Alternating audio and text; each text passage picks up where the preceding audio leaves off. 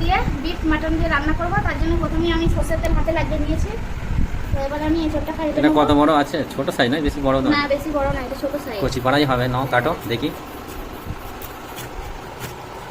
আমাদের গাছের একদম টাটকা। হ্যাঁ, দারুণ তো একদম। ও হ্যাঁ।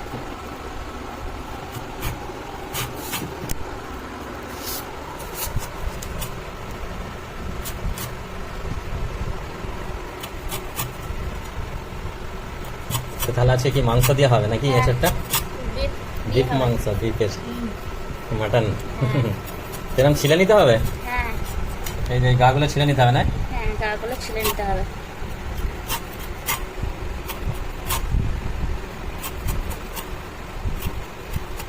এঁচড় তো সবাইরই ভালো লাগে। কার কার ভালো লাগে একটু কমেন্ট করে বলতে হবে তো। ভাই বন্ধ হয়ে গেছে, চলো। যাও।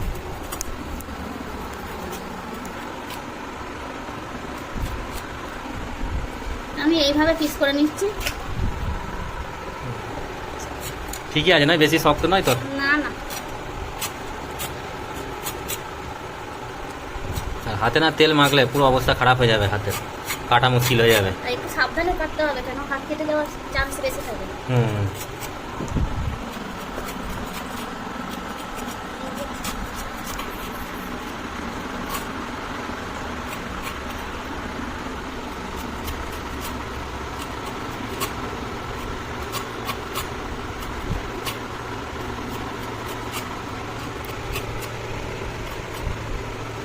এই মাঝখানের এই অংশটা কেটে ফেলে দিতে হবে।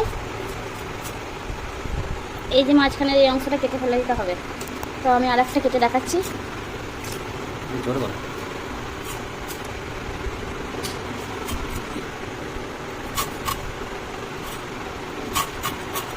এই যে এই মাঝখানের অংশটা আমি কেটে বাদ দিয়ে নেবো। এটা বাদ দিতে হয় নাকি এরকম? হ্যাঁ, এটা বাদ দিতে হয়। এটা শক্ত, এটা খাওয়া আচ্ছা। যায় না। তো এইভাবে আমি পিস পিস করে নিচ্ছি। তো তোমরা দেখতে থাকো। আমি এবার জলে ফেলে দিচ্ছি এঁচড়গুলো। নাহলে কি কালো হয়ে যাবে? হ্যাঁ, নাহলে কালো হয়ে যাবে।